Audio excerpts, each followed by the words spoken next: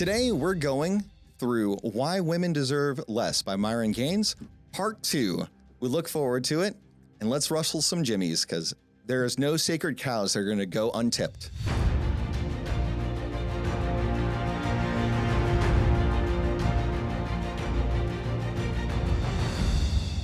Howdy. Hi. You doing good? Yeah. All right. So we're going to go ahead and continue on our survey of Why Women Deserve Less by Myron Gaines. He's the primary host of the Fresh and Fit podcast.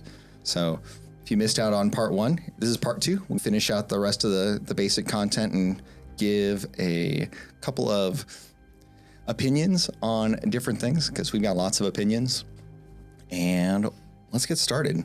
So when we left off last time, we kind of went through the old contract and the new contract and the pitfalls that Tom, Dick, and Harry had fallen into. Tom went ahead and had the awkward kind of pickup in high school, and he got shamed on social media. Dick was working super hard and had got a date, but then she flaked on him for somebody else at a fancy restaurant. And then Harry was on his 3rd marriage and just like 2 divorces. He'd been cleaned out in the divorce courts a couple of times, and Just a mess. it's just a mess, and he doesn't have time to go ahead and recover and live a happy life anymore. So now we'll go ahead and kind of dig into some ugly truths and why the new contract, though it sounds good in theory, doesn't work in practice, because there's just some things that aren't being taken care of. So generally speaking, women just don't like men as much as men like women. It's just one of those deals, right? You could see that men chase after women, generally speaking. Men are the ones that ask women out on dates. These are responsibilities that we have. And even if you look at like dating apps like OkCupid and Instagram, you can go ahead and take a look at female preferences and see how swipe rates differ radically between men and women, where in an OkCupid study, it showed that women found 80% of men as unattractive, about 15% of men as okay, and only 5% of men as genuinely attractive. What do you think about that? Modern women don't like men. Well, I think it's all women, generally speaking, don't have as much of an affinity for men as men do for women. There's no, in the modern script, there is no, in this new contract thingy, there's no onus on them. There's no motivation to go like, I need to go do this and do this and do this and go find a partner and go do. It's not. You can just go do everything yourself, and you can just go and have your little tribe of girlfriends and go live your life, and the rest will figure itself out. Kind of like the Sex and the City thing. Yeah. Where you just kind of live life fast and loose, and whatever comes, comes. Yeah. Yeah. A good time, not a long time. Yeah. Well, that's the prerequisite, right? Right. Is the good time is prioritized over the long time, because the feelings are the thing that's important in the here and now, as opposed to, hey, what are my priorities in the future, right? You can see that in a lot of the long-term, like retirement funds being, contributed to and all of this stuff. Not a whole lot of individuals from our generation and younger even think about it until they're halfway to retirement. Sure. I would say that a lot of people don't really start thinking about retirement like on the average until about 30. And I think that 30 is right now the average age of first marriage in the United States. And so there's a lot of things going on between 18 and 30 in people's lives. And as a result, when people are getting later on in life, they're seeing the consequences of those actions, right? In the financial sense, you have compound interest that is working for you if you go ahead and invest early, and works against you if you're in debt that whole time. I mean, if you're in the market. That's a big if. Absolutely. But I think it's interesting in this deal where if you just look at who has been born or who has reproduced throughout history, about 80% of women have had babies throughout history, whereas only 40% of men have. That's crazy. Yeah. Right? So there's some doubling up going on here. like at a minimum.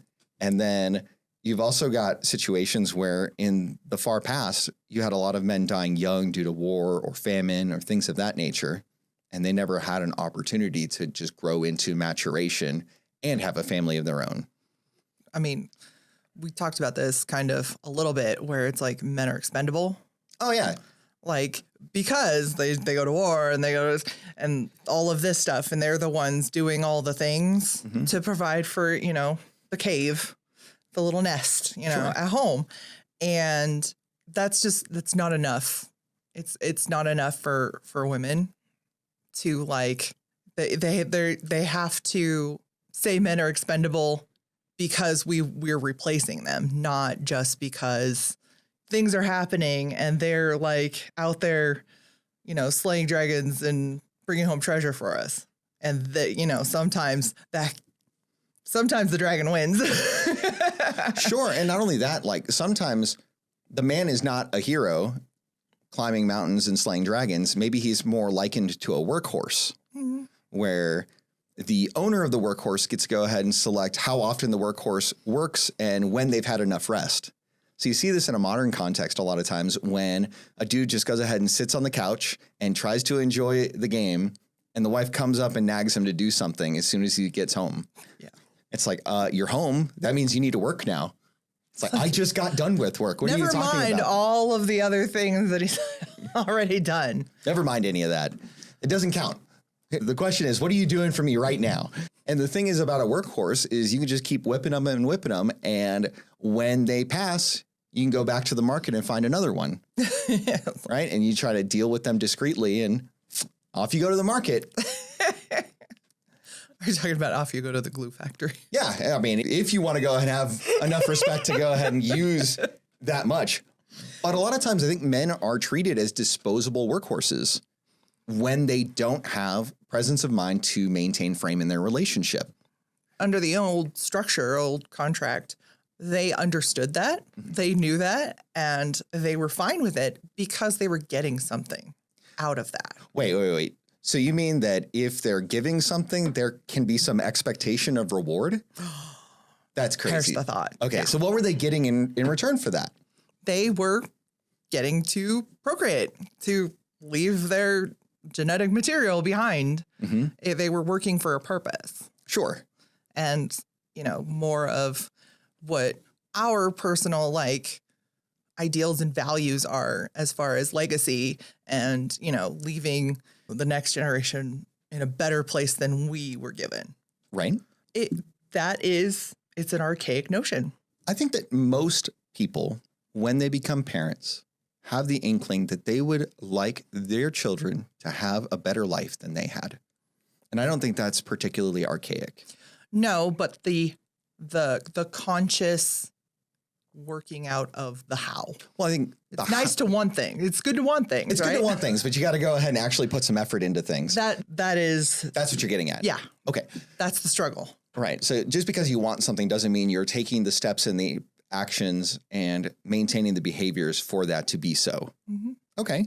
I mean, in a lot of ways, modern conveniences have made life substantially better in our lifetime than it had been in generations past, just by the nature of technological advancement. Yeah, and getting us to a place where we can think about these things a little bit more mindfully, because we don't have to worry about food, clothing, shelter in the same way that generations past had. Sure. Like, I don't have to go and take all of the clothing to a stream and go beat it on a rock and all of that stuff. I can put it in my washing machine, you know, and then go put the dishes in the dishwasher and then go read to my kids. So you're saying that because of technological advancement, maintaining the home takes substantially less time now than in times past. Yeah. And so you have a lot more time for leisure, maybe, or in a modern context, a lot of times women are just going out and working now.